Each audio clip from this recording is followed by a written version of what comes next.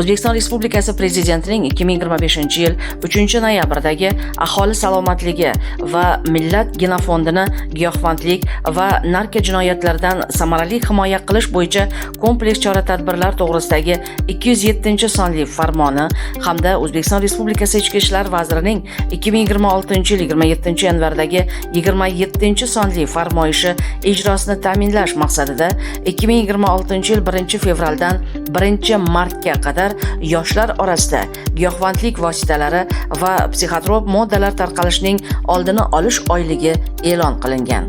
Mazkur oylik doirasida Dang'ara axborot kutubxona markazida yoshlar o'rtasida sog'lom turmush tarzini targ'ib etish, giyohvandlik va psixotrop moddalarning zararli oqibatlari haqida keng jamoatchilikka tushuntirish berish maqsadida ma'naviy, ma'rifiy tadbir tashkil etildi. Tadbirda tuman hokimi, tuman ichki ishlar bo'limi boshlig'i, yoshlar ishlari agentligi vakillari, faol yoshlar va ma'naviyat targ'ibotchilari ishtirok etdilar. So'zga chiqqanlar tomonidan giyohvandlik va narko jinoyatchilikka qarshi kurashish, yoshlarning bo'sh vaqtlarini mazmunli tashkil etish, ularni sog'lom hayot tarziga yo'naltirish borasida olib borilayotgan ishlar alohida ta'kidlab o'tildi.